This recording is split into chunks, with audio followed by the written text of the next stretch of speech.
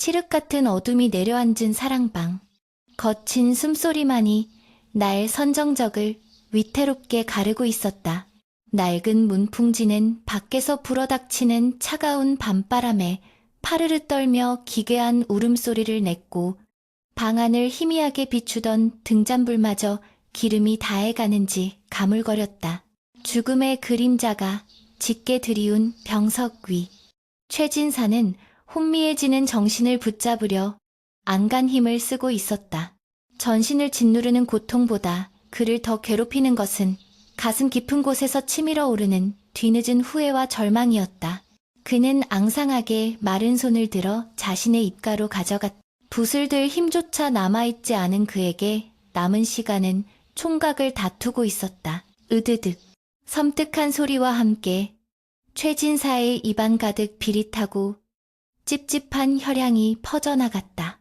둔탁한 통증이 뇌리를 강타했지만 그는 신음조차 삼키며 자신의 검지 끝을 사정없이 깨물었다. 살점이 뜯겨나가고 붉은 선혈이 주르륵 흘러내려 하얀 이불 호청을 더럽혔다.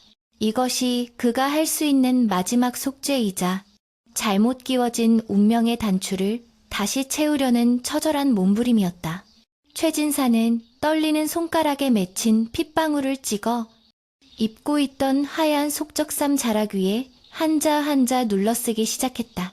붓 대신 손가락으로, 먹물 대신 자신의 생명인 피로써 내려가는 글자들은 마치 붉은 꽃이 피어나듯 처연하고도 강렬하게 옷감 위에 새겨졌다. 내 눈이 멀었지. 정녕, 내가 귀머거리였어.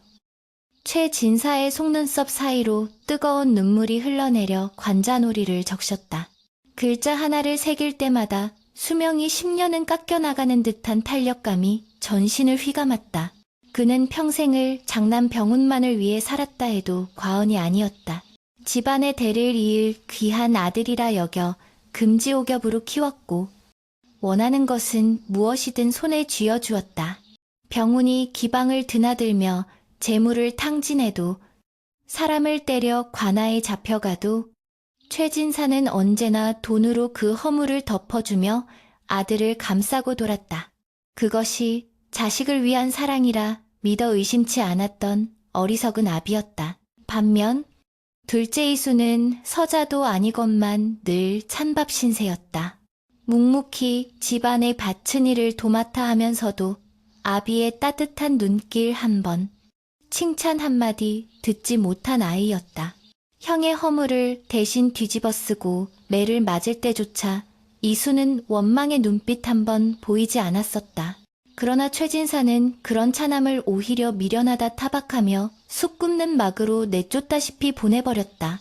죽음이 코앞에 닥쳐서야 비로소 가려졌던 눈꺼풀이 벗겨지는 듯했다. 병석에 누운 지 달포가 지나도록 금지옥엽 키운 장남 병훈은 코빼기도 비치지 않았다. 들리는 소문으로는 아비가 죽기도 전에 상복을 맞추고 기생들을 끼고 놀며 유산을 어떻게 처분할지 떠벌리고 다닌다 했다. 반면 추운 겨울 산속 오두막으로 쫓겨난 이수는 매일 밤 몰래 대문 밖을 찾아와 아비의 안위를 묻고 산삼을 캐어 문지기 편에 들여보냈다는 사실을 뒤늦게 알게 되었다. 그 약탕을 자신이 마시지 못한 것은 모두 장남 병훈이 중간에서 가로채 버렸기 때문이었다. 최진사의 입에서 억눌린 울음이 터져 나왔다. 식은땀이 비오듯 흘러내려 눈앞을 가렸지만 그는 멈출 수 없었다. 이 핏물로 쓴 유언만이 그가 저승길에 가져갈 유일한 면죄부이자 억울하게 내쳐진 차남에게 줄 수 있는 마지막 사랑이었다. 흔들리는 등잔불빛 아래 붉은 글씨들이 춤을 추듯 꿈틀거렸다. 전 재산을 차남 이수에게 물려주니 가문을 다시 일으키고 마지막 획을 그을 때쯤 문 밖에서 급한 발소리가 들려왔다. 쿵, 쿵, 쿵. 마치 저승사자가 걸어오는 듯한 무겁고도 다급한 발소리였다. 아버님, 아버님, 아직 숨이 붙어 계십니까? 익숙하면서도 소름 끼치도록 가식적인 목소리. 장남 병훈이었다. 최진사는 화들짝 놀라 피 섞인 옷자락을 황급히 뜯어내어 이불 깊숙한 곳, 자신의 가슴팍 안으로 구겨 넣었다. 지금 병훈이 이 혈서를 본다면 당장에 찢어버리거나 불태울 것이 불보듯 뻔했다. 심장이 터질 듯 요동쳤다. 아직 다 쓰지 못했는데, 아직 전해야 할 말이 남았는데, 문이 벌컥 열리고 찬 바람과 함께 술 냄새가 확 풍겨왔다. 비단 옷을 화려하게 차려입은 병훈이 비틀거리는 걸음으로 들어섰다. 그의 눈은 아버지의 창백한 안색을 살피는 듯 했으나 실상은 탐욕스럽게 번들거리며 방 안 곳곳에 놓인 자개장과 문갑, 그리고 벽에 걸린 고서화들을 훑고 있었다. 아직도 살아계셨네. 병훈이 작게 중얼거리는 소리가 최진사의 귀에 비수처럼 꽂혔다. 뒤이어 화려한 장신구로 치장한 첩실이 묘한 웃음을 흘리며 따라 들어와 병훈의 팔에 매달렸다. 죽어가는 아비 앞에서 슬픈 기색이라고는 눈을 씻고 찾아볼 수 없는 패륜적인 모습에 최진사의 가슴은 천갈래 만갈래 찢어지는 듯했다. 아버님? 곳간 열쇠와 땅 문서는 도대체 어디 두셨습니까? 제가 장자로서 마땅히 관리해야 집안이 평안하지 않겠습니까? 병훈은 다짜고짜 본론을 꺼내며 아버지의 머리맡으로 다가왔다. 그의 눈빛에는 걱정이 아닌 조바심만이 가득했다. 최진사는 끓어오르는 분노에 말문이 막혀 컥컥거리는 소리만 낼 뿐 제대로 된 말을 내뱉지 못했다. 핏발선 눈으로 아들을 노려보았지만 병훈은 아랑곳하지 않고 방 안을 뒤지기 시작했다. 서랍을 뒤엎고 벽장을 열어젖히는 거친 손길에 방 안은 순식간에 난장판이 되었다. 어허, 이 노인네가 죽을 때가 되니 더 고약해졌네. 어차피 다 제 것인데 뭘 그리 꽁꽁 숨기십니까? 혹시 그 멍청한 놈 이수에게 주려고 빼돌리신 건 아니겠지요? 병훈이 비웃음 섞인 어조로 말했다. 이수라는 이름이 나오자 최진사의 눈동자가 크게 흔들렸다. 병훈은 그 찰나의 반응을 놓치지 않았다. 역시나 늙어서 노망이 드셨나 봅니다. 그 천한 놈에게 재산이라니요. 병훈의 손이 최진사가 덮고 있는 이불 쪽으로 다가왔다. 아버지가 무언가를 숨기고 있다는 것을 직감한 하이에나 같은 본능이었다. 최진사는 마지막 남은 힘을 짜내어 이불과 그 속에 감춘 혈서를 꽉 움켜쥐었다. 손가락 마디마디가 하얗게 질릴 정도로 필사적이었다. 절대 뺏길 수 없다. 이 붉은 마음만은, 이 뒤늦은 참회만은 반드시 이수에게 전해져야 한다. 그것은 단순한 재산이 아니었다. 평생을 외롭게 살게 한 아들에 대한 사죄였고 아비로서의 마지막 자존심이었다. 병훈이 이불을 걷어내려 힘을 주자 앙상한 노인의 몸이 속절없이 딸려 올라갔다. 이거 놓으십시오. 죽어서 가져갈 것도 아니면서. 병훈이 소리치며 거칠게 이불을 잡아당겼다. 그 순간 격한 감정을 이기지 못한 최진사의 몸이 활처럼 휘었다가 털썩 떨어졌다. 헉. 단말마의 비명과 함께 입에서 검붉은 피가 울컥 솟구쳤다.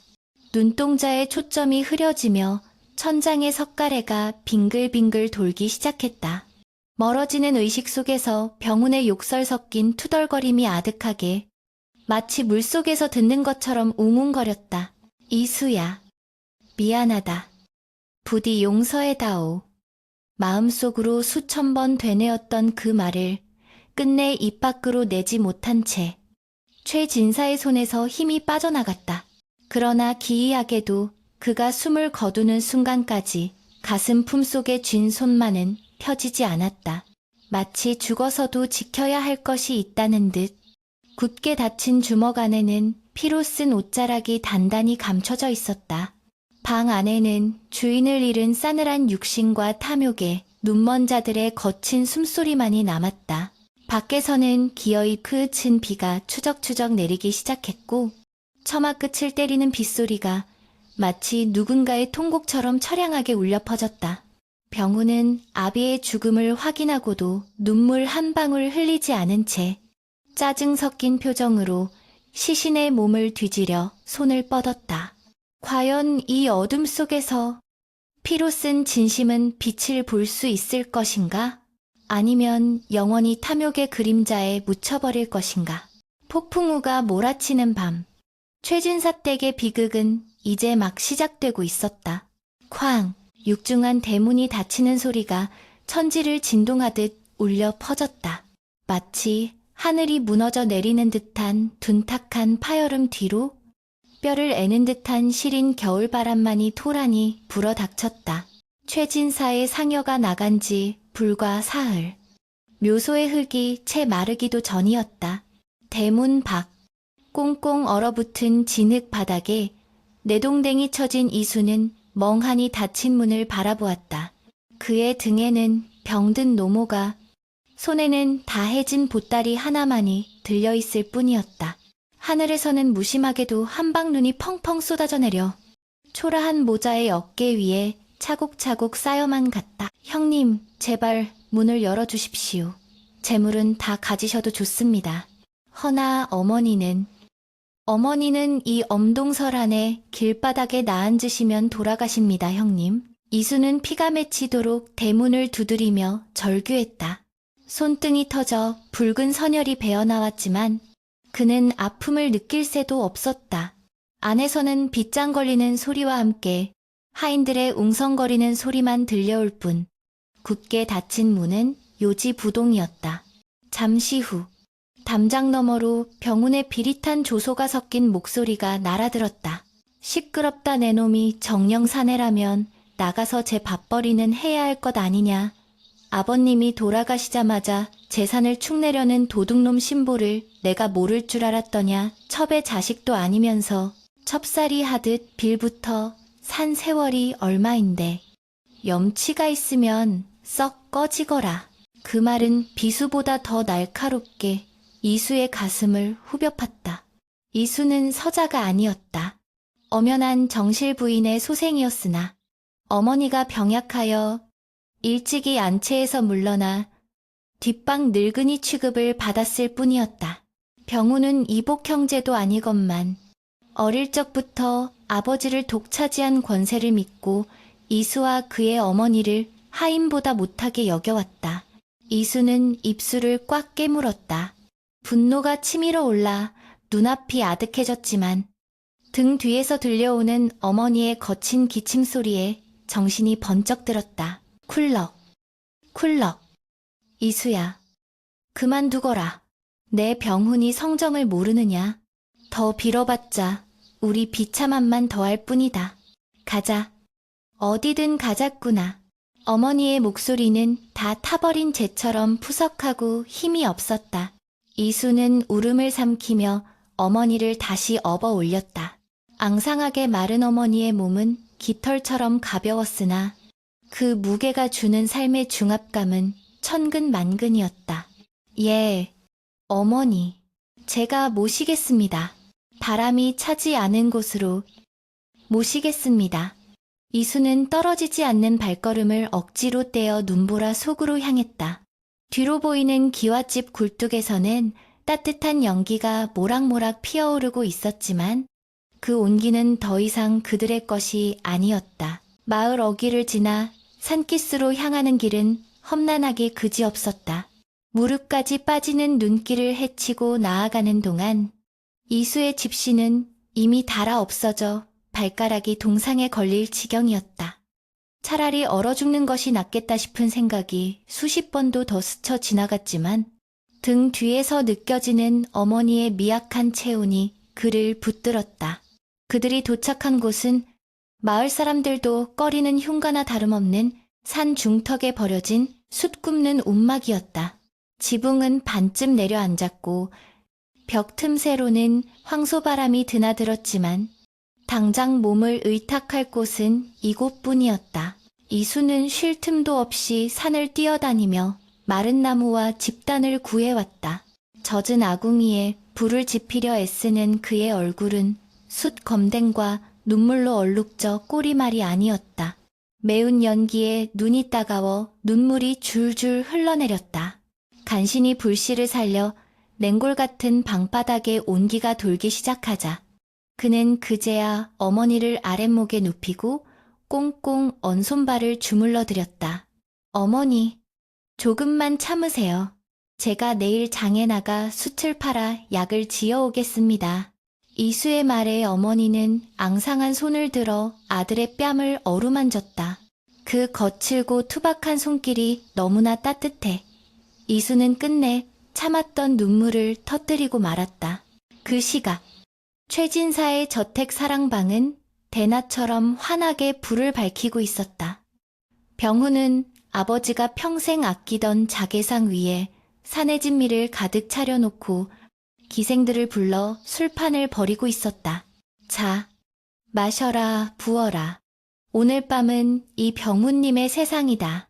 병훈은 값비싼 비단옷을 풀어 헤치고 아버지가 남긴 최고급 약주를 물 마시듯 들이켰다. 옆에 앉은 기생이 아양을 떨며 술을 따르자 그는 킬킬대며 기생의 허리를 감싸 안았다. 나으리, 아우님을 그리 내치시고 마음이 편하십니까? 그래도 혈육인데 마을 사람들 입방아에 오르내리면 어쩌시려고요. 눈치 빠른 기생 하나가 뼈 있는 말을 던지자 병훈의 얼굴이 순식간에 일그러졌다. 그는 들고 있던 술잔을 바닥에 집어던지며 고함을 질렀다. 닥쳐라 천한 것이 어디서 감히 그놈은 내 아우가 아니다. 내 재산을 노리는 거머리 같은 놈일 뿐이야. 아버지가 돌아가시면서 뭐라고 하셨는지 아느냐. 끝까지 그놈 걱정뿐이셨다. 나한테는 한 푼도 아깝다 하시면서 그놈한테는 전 재산을 주려 하셨다고. 병훈은 술기운에 취해 횡설수설하며 자신의 열등감을 드러냈다. 사실 최진사의 유언이 무엇이었는지 그는 정확히 알지 못했다. 아버지가 숨지기 직전 무언가를 숨기려 했다는 것만 짐작할 뿐 그 실체를 찾지 못했기 때문이었다. 집안 구석구석을 이 잡듯이 뒤졌지만 땅 문서와 폐물함 외에 특별한 유언장은 나오지 않았다. 그것이 병훈을 더 불안하고 광기 어린 상태로 몰아넣고 있었다. 혹시라도 이수가 숨겨둔 것을 가져간 것은 아닌지, 아버지가 몰래 관아에 공증이라도 맡긴 것은 아닌지 하는 의심이 꼬리에 꼬리를 물었다. 여봐라, 당장 술 더 가져오지 못할까? 내 오늘 밤 아버지가 남긴 저 괴짝의 돈을 다 써버릴 테다. 병훈은 불안함을 잊기 위해 더욱더 향락에 빠져들었다. 금화가 굴러다니고 술 냄새가 진동하는 그곳은 지옥도와 다름없었다. 한편 문 밖 어두운 회랑에서는 늙은 몸종 칠성 영감이 이 광경을 지켜보고 있었다. 그는 최진사의 임종을 지킨 유일한 증인이자 평생 이 집안의 대소사를 챙겨온 충직한 하인이었다.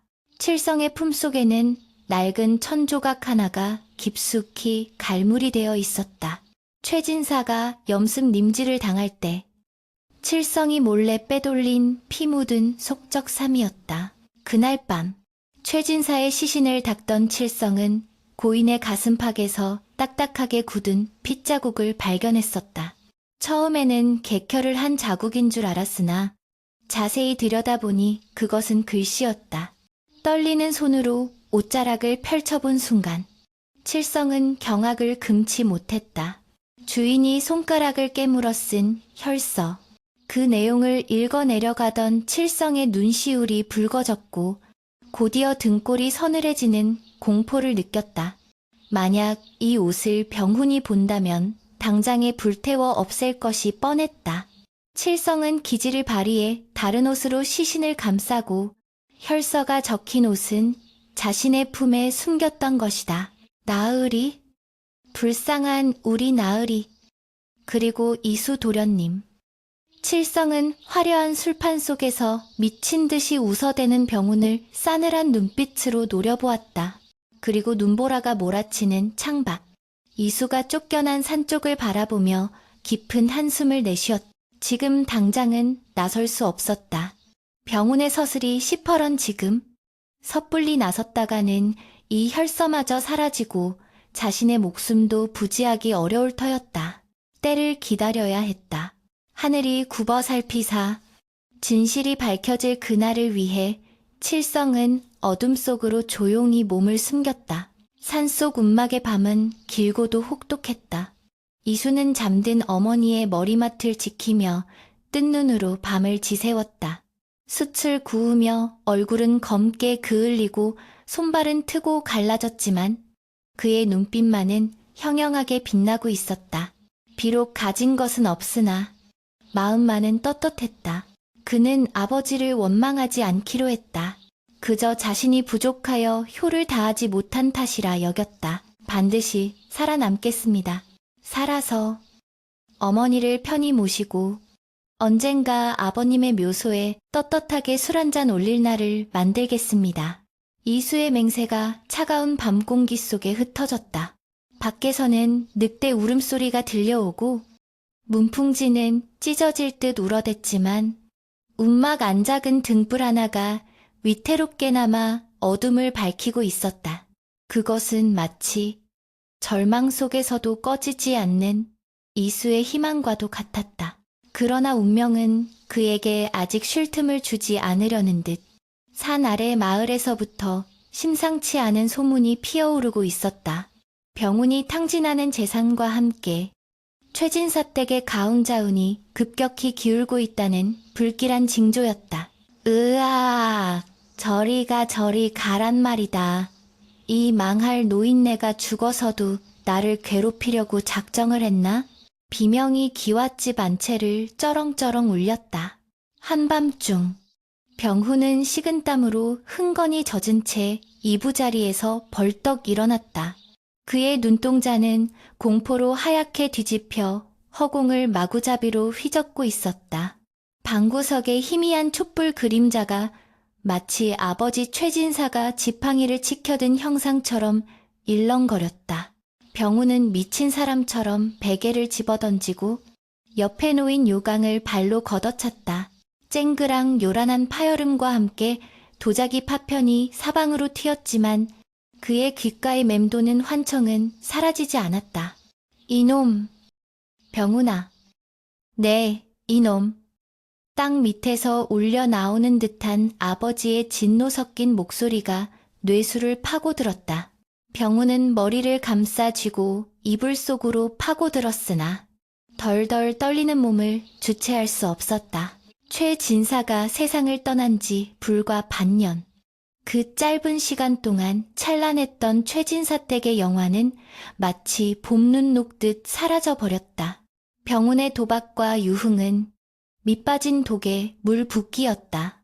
논마지기는 하나둘씩 타인의 명의로 넘어갔고 곳간의 쌀독은 바닥을 드러낸 지 오래였다. 가세가 기울자 집안 분위기는 흉흉해졌다. 밤마다 사랑방에서 곡소리가 들린다는 둥, 우물가에서 소복 입은 여인을 보았다는 둥, 괴소문이 꼬리를 물었다. 이 집은 터가 다했어. 원기가 씌었다고 하인들은 하나둘씩 짐을 싸서 도망쳤고 이제 넓은 저택에는 병훈과 그의 눈치를 보는 몇몇 늙은 종들만이 유령처럼 떠돌 뿐이었다. 정원에는 잡초가 무성하게 자라나 허리춤까지 차올랐고 칠이 벗겨진 단청은 을씨년스러운 흉가에 몰골을 하고 있었다. 같은 시각 산 중턱에 숲 굽는 가마터에는 장대비가 쏟아지고 있었다. 후두둑, 후두둑. 거센 빗줄기가 다 쓰러져가는 이수의 오두막 지붕을 사정없이 때렸다. 이수는 새어들어오는 빗물을 바가지로 퍼내며 젖은 아궁이에 불씨를 살리려 애쓰고 있었다. 콜록, 콜록. 윗목에 누운 어머니의 기침 소리가 빗소리에 묻혀 간헐적으로 들려왔다.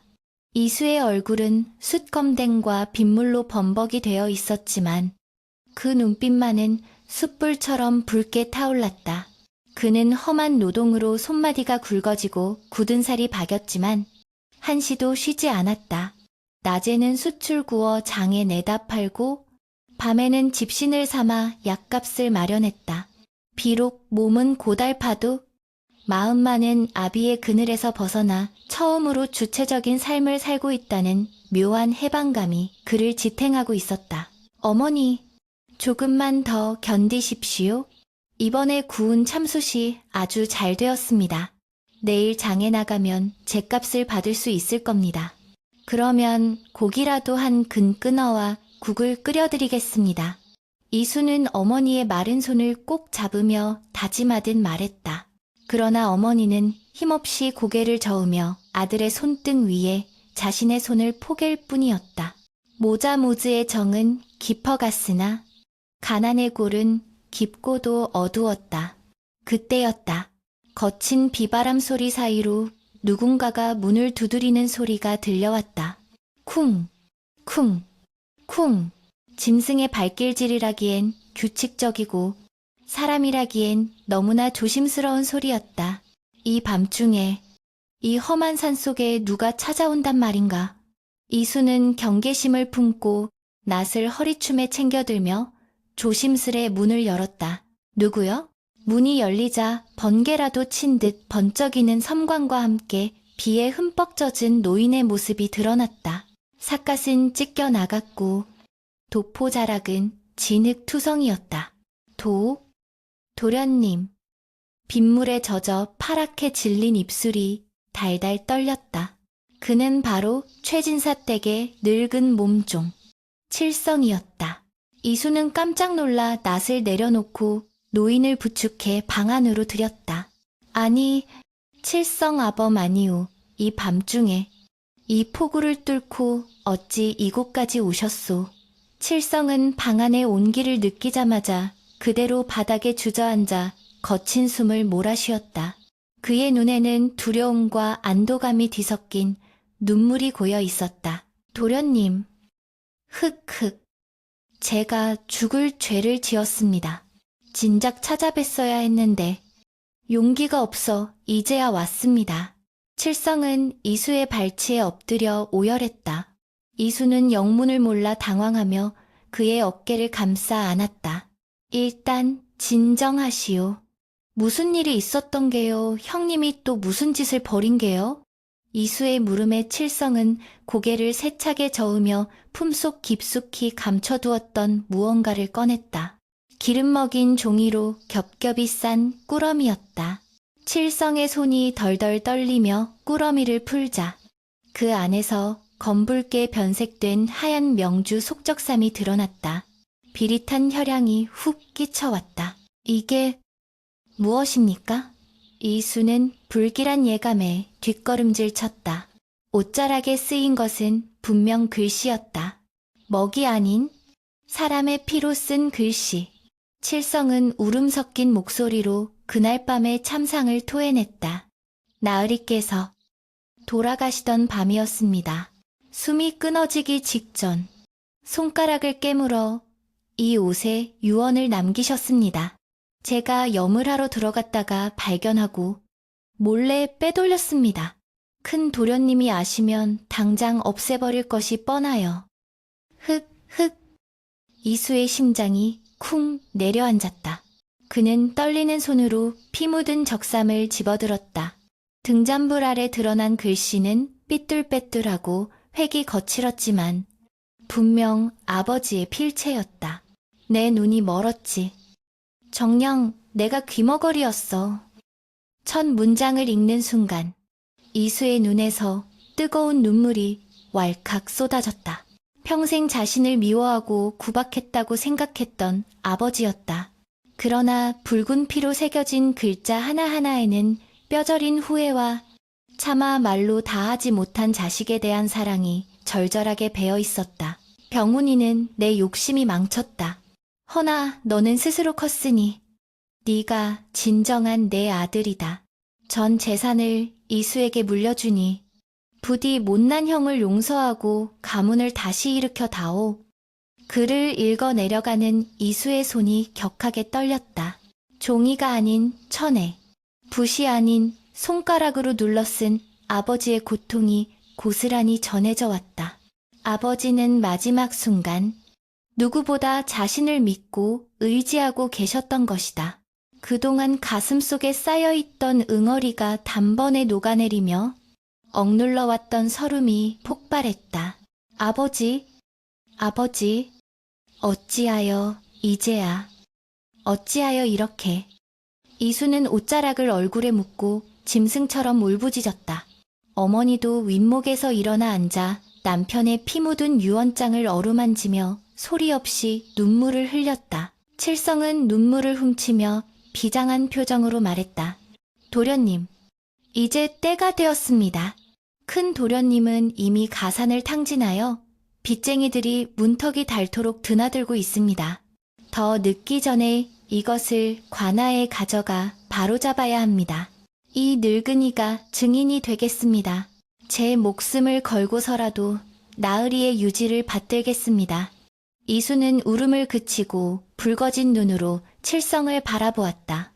그리고 빗소리가 요란한 창밖, 어둠 속에 잠긴 아버지의 묘소 쪽을 향해 시선을 돌렸다. 그의 눈빛은 더 이상 쫓겨난 자의 패배감이 아닌 가문의 장자로서 책임을 짊어진 자의 결기로 빛나고 있었다. 그래요. 바로잡아야지요. 재산 때문이 아닙니다. 아버지의 짓밟힌 진심을, 그리고 우리 어머니의 억울한 세월을 되찾기 위해서라도 내 반드시 형님의 죄를 묻겠습니다. 밖에는 천둥번개가 내리꽂히며 하늘이 갈라질 듯 울어댔다.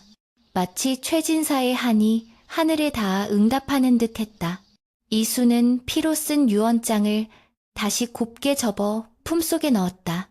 아버지의 피가 자신의 심장 박동과 맞닿아 뜨겁게 뛰는 것이 느껴졌다. 내일 날이 밝는 대로 관아로 향할 것이다. 이제 숨어 지내던 숫쟁이 이수는 없다. 진실의 칼을 쥔 최진사 댁의 진정한 주인. 이수의 반격이 시작되려 하고 있었다. 폭풍 후 치는 밤.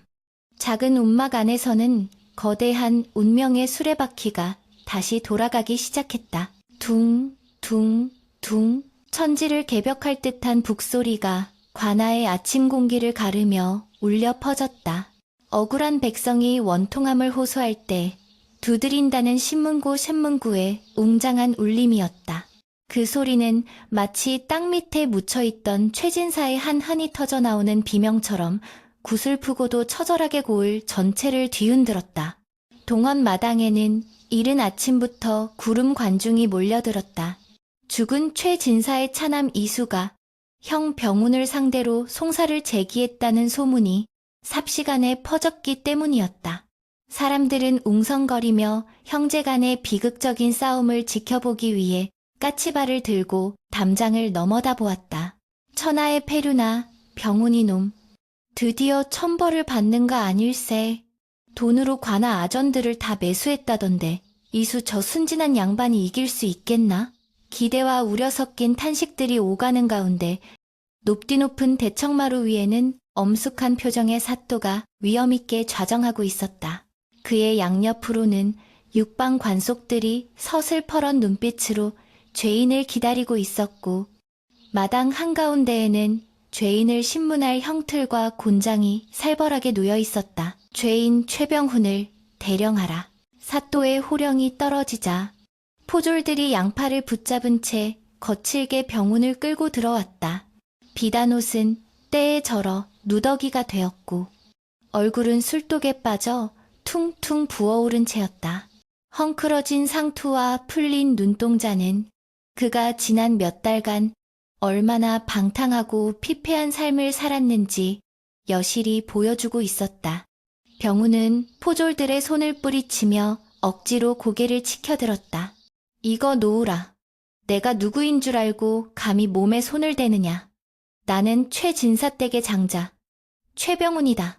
그는 여전히 자신이 과거의 권세를 누리고 있다고 착각하는 듯 오만방자하게 소리쳤다. 그러나 그의 목소리는 예전처럼 힘이 실리지 않았고 오히려 겁먹은 짐승의 짖음처럼 공허하게 들릴 뿐이었다. 사또는 눈살을 찌푸리며 탁자를 내려쳤다. 내 이놈, 여기가 어디라고 행패냐. 죽은 아비의 유산을 탕진하고 병든 노모와 아우를 한겨울 길바닥에 내쫓은 천하의 불효막심한 놈. 네 죄를 네가 알렸다. 사또의 추상 같은 호통에 병우는 짐짓 억울하다는 표정을 지으며 무릎을 꿇었다. 사또 나으리 억울합니다. 이는 모두 저 못난 아우놈의 모함입니다.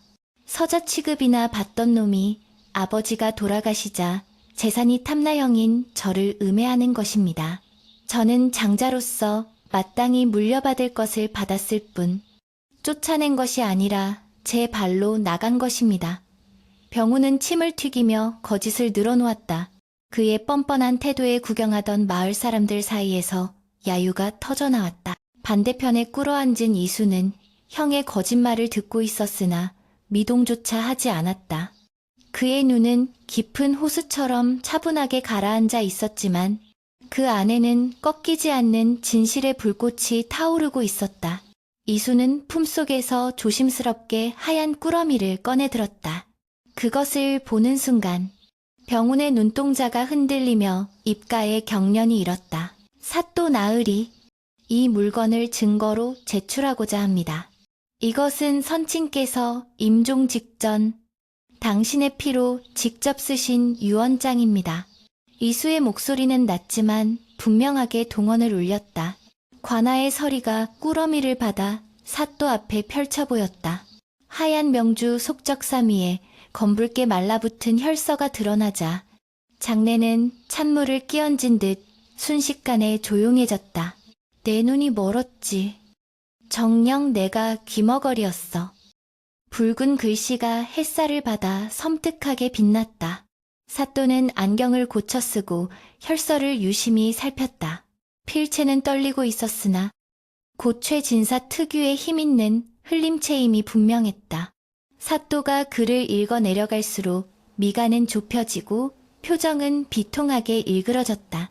자식을 잘못 키운 아비의 뼈저린 후회와 차남에 대한 미안함이 구구절절 사무쳐 있었기 때문이었다. 거짓말입니다. 저것은 다 조작된 것입니다.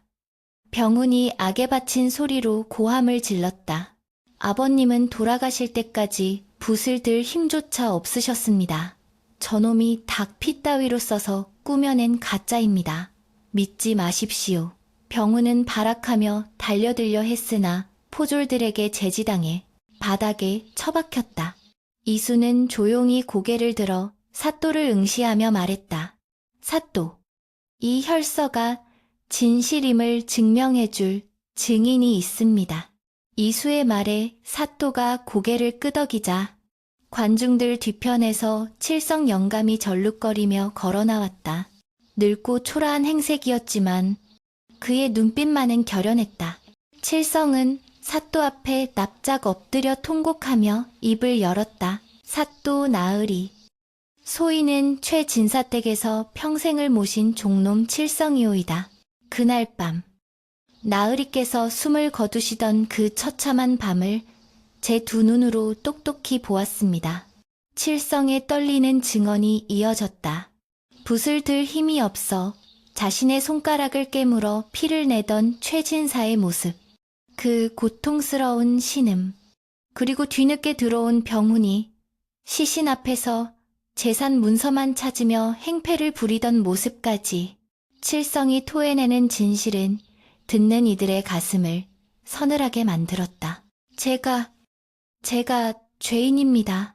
나으리의 그 피맺힌 옷자락을 큰 도련님이 태워버릴까 두려워 염을 하며 몰래 제 품에 감추었습니다. 하늘이 알고 땅이 아는 진실입니다.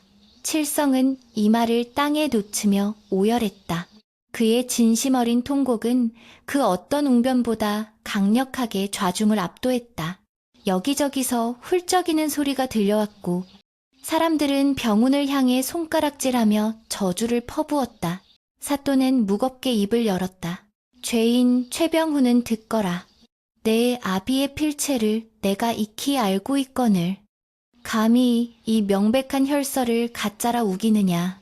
게다가 충직한 하인의 증언까지 있으니 더 이상 변명의 여지가 없다. 사또는 잠시 말을 멈추고 혈서를 들어 병훈의 눈앞에 들이밀었다. 내 아비가 마지막 순간까지 걱정했던 것은 가문도 재산도 아닌 바로 너였다. 네가 사람 구실을 하기를, 형제간에 우애하기를 그토록 바랐건만 너는 아비의 시신이 식기도 전에 천륜을 저버리고 짐승만도 못한 짓을 저질렀다. 이 피냄새가 네 코에는 돈 냄새로밖에 느껴지지 않더냐. 사또의 일갈은 천둥처럼 내리꽂혔다. 병우는 그제야 털썩 주저앉았다. 눈앞에 선명한 붉은 글씨. 그것은 자신이 그토록 찾아 헤매던, 그러나 끝내 찾지 못했던 아버지의 진심이었다. 전 재산을 차남 이수에게 주노니 병우나 부디 동생을 의지하여 사람답게 살아다오. 마지막 문장을 확인한 순간 병훈의 얼굴이 백지장처럼 하얗게 질렸다. 아버지는 자신을 버린 것이 아니었다. 자신의 파멸을 예견하고 동생에게 맡겨서라도 자신을 구제하려 했던 것이다. 아, 아버님. 병훈의 입에서 바람 빠지는 소리가 새어나왔다. 하지만 때는 이미 늦었다. 후회는 언제나 모든 것이 끝난 뒤에야 찾아오는 법이었다. 그는 자신의 탐욕이 스스로의 눈을 가리고 결국 아버지가 남긴 마지막 구명줄마저 스스로 끊어버렸음을 깨달았다. 전신을 휘감는 허탈감과 공포에 병우는 몸을 부들부들 떨며 고개를 떨구었다. 사또는 판결을 내리기 위해서 안수안 위에 붓을 들었다. 묵직한 정막이 감돌았다. 이수는 감고 있던 눈을 뜨고 하늘을 올려다보았다. 구름 사이로 햇살이 비치며 아버지의 따뜻한 시선처럼 그를 감싸 안았다. 판결하노라. 최병우는 장자로서 효를 다하지 못하고 폐륜을 저질렀으며 선친의 유언을 무시하고 혈육을 내친 죄가 크다. 이에 곤장 50대를 치고 최 진사의 모든 재산은 유언대로 차남 이수에게 귀속시킴이 마땅하다. 또한 병우는 그동안 탕진한 가산을 갚을 능력이 없으니 관노로 삼아 죗값을 치르게 할 것이다. 사또 관노라니여, 양반의 자제에게 관노라니여, 살려주십시오. 제발 한 번만 용서해 주십시오. 병훈이 사색이 되어 발악했으나 형리들은 지체 없이 그를 형틀에 묶었다. 매우 철화 사령의 호령과 함께 둔탁한 곤장 소리가 동원마당에 울려 퍼졌다. 딱 으아. 병훈의 비명은 더 이상 거만한 양반의 것이 아니었다. 그것은 욕망의 끝에서 추락한 한 인간의 비참한 절규였다. 구경하던 백성들은 사필귀정 12꾀정이다. 인과응보야 라고 외치며 환호했다. 이수는 형이 매를 맞는 모습을 차마 끝까지 지켜보지 못하고 고개를 돌렸다. 통쾌함보다는 가슴 한구석이 묵직하게 아려오는 슬픔이 앞섰다. 아버지가 원했던 것은 이런 파국이 아니었을 터였다. 곤장 50대가 끝나고 피투성이가 되어 실신한 병우는 짐짝처럼 끌려나갔다. 사또는 이수를 가까이 불렀다. 최이수. 자네의 효심과 인내심이 하늘을 감동하게 하고 땅을 움직였네. 이제 자네가 최진사 댁의 어엿한 가장일세. 부디 선친의 유지를 받들어 무너진 가문을 다시 세우고 덕을 베풀며 살아가게. 사또가 혈서가 적힌 속적삼을 이수에게 건넸다. 이수는 두 손으로 그것을 받아들며 깊이 머리를 조아렸다. 명심하겠습니다. 이 피 묻은 가르침을 평생 가슴에 새기고 살겠습니다. 이수가 관아문을 나서자 밖에서 기다리고 있던 어머니가 버선발로 뛰어왔다. 모자는 서로를 끌어안고 하염없이 눈물을 흘렸다. 어머니, 끝났습니다. 이제 집에 가요. 아버지의 혼이 기다리시는 우리 집으로요. 이수의 말에 어머니는 고개를 끄덕이며 아들의 등을 쓸어내렸다. 칠성 영감도 그들 뒤에서 눈시울을 붉히며 안도의 미소를 지었다. 지난한 겨울이 가고 바야흐로 봄이 오고 있었다. 그러나 그 봄은 거저 얻어진 것이 아니었다. 뼈를 깎는 고통과 인내, 그리고 한 올의 옷자락에 새겨진 피 맺힌 진실이 불러온 계절이었다. 이수의 손에 들린 하얀 옷자락이 바람에 펄럭였다. 마치 최진사의 영혼이 이제야 편히 춤을 추는 듯했다. 따스한 봄바람이 불어와 처마 끝에 매달린 풍경, fun침을 은은하게 울렸다. 한때 잡초가 무성하여 귀신이 나올 듯 흉흉했던 최진사댁 마당에는 이제 화사한 매화가 흐드러지게 피어 향긋한 내음을 뿜어내고 있었다. 쓱싹, 쓱싹. 이른 아침부터 마당을 쓰는 하인들의 비질 소리가 경쾌한 장단을 맞추었고, 사랑방에서는 더 이상 기생들의 웃음소리나 노름판의 고함 대신 낭낭한 글 읽는 소리가 담장을 넘어 흘러나왔다. 쇠락해 가던 집안에 다시금 생기가 돌기 시작한 것이다. 주인인 이수는 비단옷을 입었으나 거드름을 피우는 법이 없었고 아랫사람을 대함에 있어 항시 온화하고 겸손했다. 그는 사랑방 문을 열고 나와 햇마루에 앉아 마당 한가운데 놓인 오래된 장독대를 바라보았다.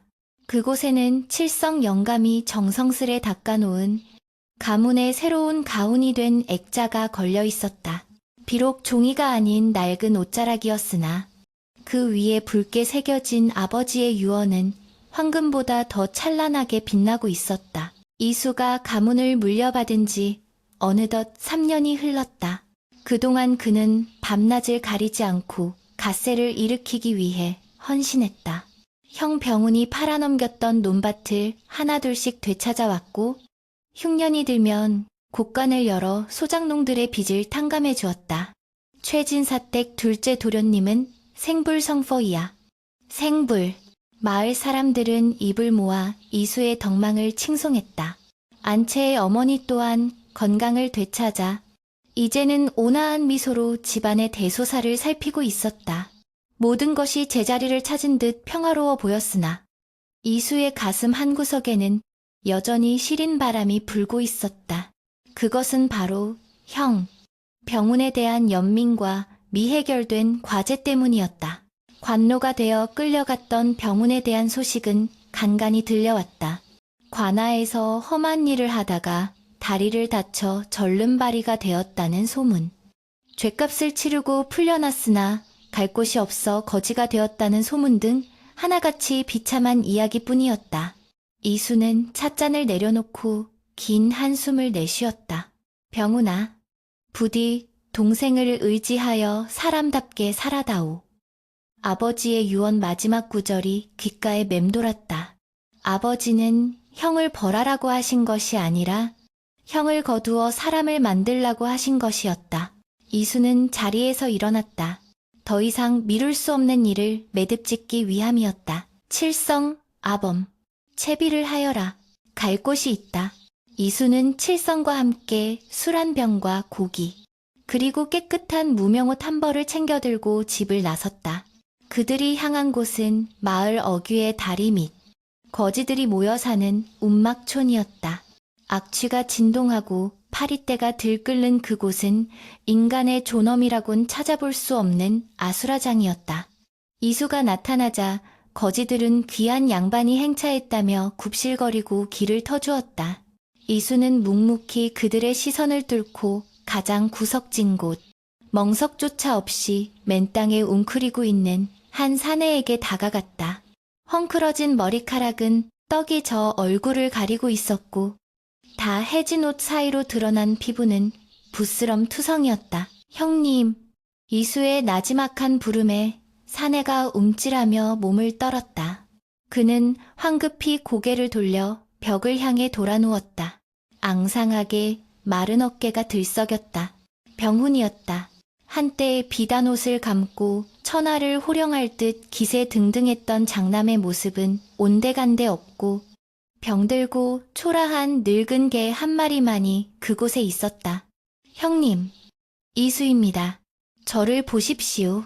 이수가 다시 한번 불렀으나 병훈은 쉰 목소리로 소리쳤다. 가라. 난 그런 사람 모른다 제발. 제발 나를 비참하게 만들지 말고 썩 꺼지란 말이다. 그의 목소리에는 수치심과 절망이 뒤섞여 있었다. 이수는 다가가 병훈의 어깨를 잡아 억지로 돌려 세웠다. 드러난 병훈의 얼굴은 흉터와 때로 얼룩져 있었지만 눈빛만은 깊은 회한으로 젖어 있었다.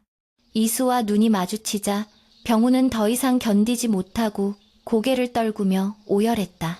으흑! 이수야, 내가 죽을 죄를 지었다.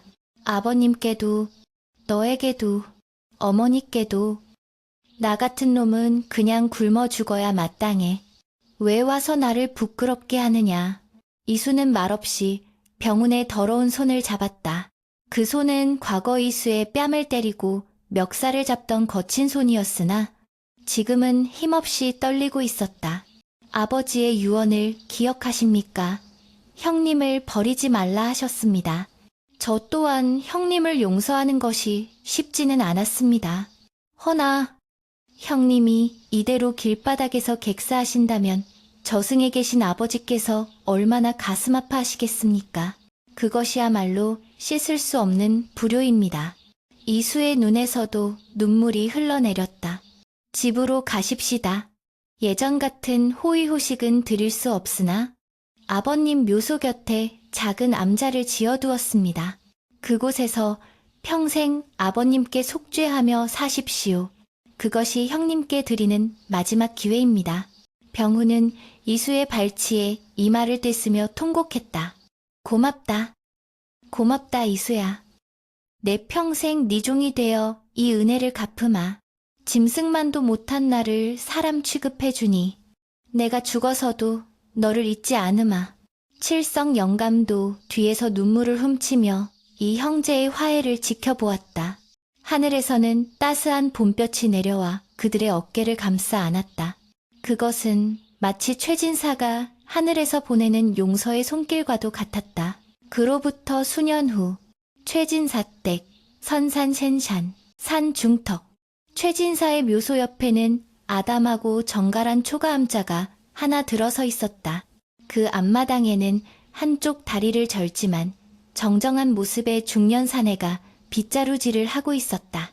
병훈이었다. 그는 비록 허름한 베옷을 입고 있었으나 얼굴색은 맑고 평온해 보였다.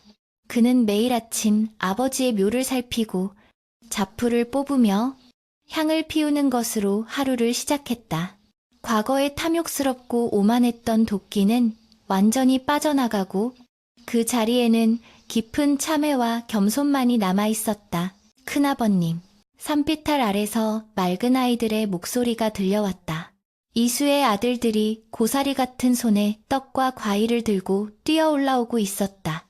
뒤이어 이수와 그의 아내가 온화한 미소를 지으며 걸어왔다. 오늘은 최진사의 길 지르리였다. 오냐? 오냐? 내 강아지들 왔느냐? 병훈은 하던 일을 멈추고 조카들을 반갑게 맞이했다. 아이들은 거리낌 없이 병훈의 품에 안겼다. 과거라면 상상도 할 수 없는 풍경이었다. 이수는 형에게 정중히 허리 굽혀 인사했다. 형님, 그간 강건하셨습니까? 어머니께서 정성껏 빚으신 제주 지조를 가져왔습니다. 병훈은 쑥스러운 듯 웃으며 동생을 맞았다. 그래, 고생했다. 어머니는 정정하시지. 내 죄인된 몸이라 산을 내려가지 못해 늘 죄송할 따름이다. 이수는 고개를 저었다. 어머니께서도 형님이 이곳에서 아버님을 모시는 것을 가장 큰 효도로 알고 기뻐하십니다. 이제 그만 마음의 짐을 내려놓으십시오. 두 형제는 나란히 아버지의 묘 앞에 섰다. 상석 위에는 정갈한 제수 음식이 차려졌고 향 연기가 피어올라 하늘로 흩어졌다. 이수는 품에서 붉은 글씨가 적힌 낡은 속적삼을 꺼내 제단 위에 올렸다. 세월이 흘러 피 색깔은 바래고 천은 사갔지만 그 안에 담긴 정신은 더욱 또렷하게 살아 숨쉬고 있었다. 병훈과 이수는 나란히 절을 올렸다. 술잔을 올리는 병훈의 손이 가늘게 떨렸다. 아버지, 못난 자식. 이제야 아버지의 깊은 뜻을 깨닫고 술 한 잔 올립니다. 부디 노여움을 푸시고 편히 잠드소서. 병훈의 눈에서 뜨거운 참회의 눈물이 떨어져 잔디를 적셨다. 이수 또한 눈을 감고 아버지를 불렀다. 아버지, 보십시오. 저희 형제가 다시 하나가 되었습니다. 이제 더 이상 피눈물 흘리지 마시고 저희를 지켜봐 주십시오. 가문을 번창시키고 우애 있게 살아가겠습니다. 제사를 마치고 온 가족이 둘러앉아 음복 쿵푸를 하는 시간. 산바람이 시원하게 불어와 땀을 식혀주었다. 병훈이 깎아주는 배를 받아먹는 조카들의 웃음소리가 산속에 메아리쳤다. 이수는 그 모습을 바라보며 비로소 마음속 깊은 곳에 남아있던 마지막 응어리가 녹아내림을 느꼈다. 뼈를 깎는 고통과 시련이 있었지만 그 덕분에 거짓된 껍데기는 벗겨지고 진실한 알맹이만이 남아 단단해졌다. 비온 뒤에 땅이 굳어진다는 옛말은 하나도 틀린 것이 없었다. 이야기는 여기서 끝을 맺는다. 최진사의 피 묻은 유언장은 단순히 재산을 누구에게 주느냐의 문제가 아니었다. 그것은 자식의 됨됨이를 보지 못하고 맹목적인 사랑을 베푼 아비의 통렬한 반성이었으며 동시에 형제 간의 우애와 사람됨이 재물보다 훨씬 귀하다는 것을 깨우쳐준 가르침이었다.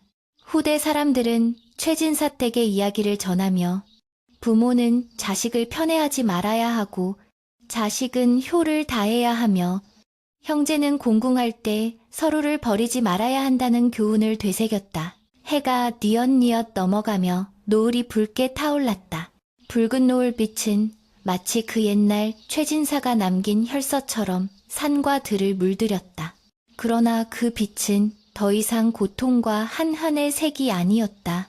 그것은 용서와 화해, 그리고 새로운 희망을 약속하는 따뜻하고도 장엄한 생명의 빛이었다. 최진사 댁의 굴뚝에서 피어오르는 저녁 연기가 평화롭게 하늘로 올라가며 긴 이야기에 막을 내린다. 강산이 변한다는 10년의 세월이 2번이나 더 흘렀다. 최진사 댁의 기와 지붕에는 지푸른 이끼가 앉아 고택의 위험을 더했고 마당에 심었던 매화나무는 이제 담장을 훌쩍 넘을 만큼 거목이 되어 있었다. 이수의 머리에도 어느덧 하얀 서리가 내려앉았으나 그의 눈빛은 세월의 깊이만큼이나 더욱 그윽하고 인자해져 있었다. 그는 가문의 어른으로서 마을 사람들의 존경을 한 몸에 받고 있었고 최진사 댁은 인근 고을에서 적선어가 칙센지자 선을 쌓은 집안로 칭송이 자자했다. 그러나 호사다마 허슈도머라 했던가 집안이 부유해지고 평온해지자 자라나는 후손들 사이에서 미묘한 기류가 감지되기 시작했다. 이수의 장남인 창희는 어려서부터 총명하고 재주가 비상하여 일찍이 소가에 급제했으나 그 재주를 믿고 오만하기가 이를 데 없었다. 그는 아버지가 소장료를 감면해 주는 것을 못마땅하게 여겼고 재산을 불리는 데에만 혈안이 되어 있었다. 아버님, 곡간을 열어 인심을 쓰는 것도 정도가 있습니다. 이러다가는 가세가 기웁니다. 창희는 틈만 나면 아버지를 타박했고 하인들을 엄하게 다스려 원성을 사기도 했다. 이수는 아들의 모습에서 불현듯 죽은 형님, 병훈의 젊은 시절을 겹쳐보았다. 탐욕의 불씨는 꺼진 듯 하다가도 바람만 불면 다시 살아나는 법이었다. 이수는 깊은 근심에 잠겨 뒷사남자를 향해 무거운 발걸음을 옮겼다. 그곳에는 병훈이 세상을 떠난 후에도 그의 위패를 모신 사당이 있었다. 병훈은 10년 전 동생의 손을 잡고 욕심을 버리니 비로소 세상이 아름답게 보인다는 유언을 남기고 평온하게 눈을 감았다. 형님, 어찌하면 좋겠습니까? 제 자식이 또다시 그 어리석은 길을 가려 합니다.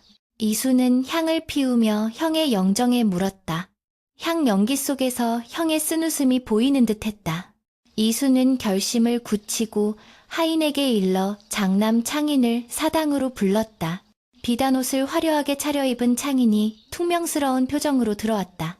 아버님, 바쁜 일이 산더미인데 어찌 이런 산속으로 부르십니까? 이수는 말없이 사당의 가장 깊숙한 곳, 붉은 비단으로 덮인 낡은 나무 상자를 가리켰다. 열어보거라. 이것이 우리 가문의 진정한 보물이다. 창희는 눈을 반짝였다. 혹시 숨겨둔 금덩이나 보석이라도 있는 것일까? 그는 기대감에 부풀어 떨리는 손으로 상자를 열었다. 그러나 그 안에는 보석 대신 누렇게 바래고 사가버린 낡은 무명 천조각 하나만이 들어있을 뿐이었다. 이게 무엇입니까? 걸레 조각도 아니고. 창인이 실망한 기색을 감추지 못하며 물었다. 이수는 엄한 표정으로 그 천 조각을 집어들었다. 세월이 흘러 피냄새는 사라졌지만 검붉게 굳은 글씨는 여전히 선명했다. 읽어라. 내 조부께서 목숨을 바쳐 남기신 글이다. 창희는 아버지의 기세에 눌려 억지로 글을 읽어 내려갔다. 한 줄, 두 줄 읽어 내려갈수록 창인의 표정이 일그러지기 시작했다. 그것은 단순한 글이 아니었다. 뼈를 깎는 후회와 피를 토하는 심정이 고스란히 담긴 저주이자 축복이었다. 이것은 내 큰아버지와 내가 겪은 피의 역사다. 재물에 눈이 멀어 천륜을 저버렸던 형님. 그리고 그 형님을 미워하다가 끝내 용서하고 끌어안은 나의 이야기다. 이수는 지난날의 비극을 아들에게 담담히 들려주었다. 병훈이 겪었던 파멸과 비참한 말로, 그리고 뒤늦게 깨달은 참회의 삶까지. 창이나 재물은 똥거름과 같아서 한 곳에 모아두면 악취가 진동하고 썩어 문드러지지만 밭에 골고루 뿌리면 곡식을 살찌우는 법이다. 네가 지금 재물을 탐하여 사람을 잃는다면 너 또한 네 큰아버지의 전철을 밟지 않으리라 누가 장담하겠느냐. 창인의 얼굴이 붉게 달아올랐다. 그는 부끄러움에 고개를 들 수 없었다. 자신이 대수롭지 않게 여겼던 부후가 실은 할아버지의 피와 큰아버지의 눈물, 그리고 아버지의 인내 위에 세워진 사상 누각임을 깨달았기 때문이었다. 창희는 낡은 혈서 앞에 무릎을 꿇었다. 아버님, 소자가 어리석었습니다. 눈앞의 이익에 눈이 멀어 가문의 정신을 잊고 있었습니다. 이수는 아들의 어깨를 감싸 안았다. 이 혈서를 다시 상자에 넣어 가보잡으로 삼겠다. 너는 매일 아침 이곳에 올라와 이 글을 마음에 새겨라. 그것이 네가 이 집안의 주인이 되기 위한 첫 번째 수업이다. 그날 이후 최진사 댁에는 새로운 풍습이 생겼다. 매년 최진사의 기일이 되면 온 가족이 모여 그 낡은 혈서를 꺼내 읽고 서로의 우애를 다지는 것이었다. 창희는 더 이상 하인들을 닥달하지 않았고 흉년이 들면 아버지보다 먼저 곳간을 열어 빈민을 구제했다. 사람들은 그 아버지의 그 아들이라며 칭송했고 최진사 댁의 명성은 대를 이어 더욱 높아졌다. 세월은 계속해서 흘렀고 이수 또한 천수텐쇼를 누리고 형님 곁으로 돌아갔다. 그러나 그가 남긴 정신은 썩지 않는 물처럼 후손들의 가슴 속에 면면이 흘렀다. 낡은 상자 속 피 묻은 옷자락은 비록 먼지가 되어 사라질지언정 사람이 먼저라는 그 붉은 가르침만은 최진사 댁의 기와지붕 아래 영원히 살아 숨쉬었다. 바람이 불어와 대나무 숲을 흔들었다. 사그락, 사그락. 그 소리가 마치 최진사와 병훈, 그리고 이수 세 사람이 하늘에서 도란도란 나누는 담소처럼 평화롭게 들려왔다. 이제 정말로 이 가문에는 더 이상 한흔이 남아있지 않았다.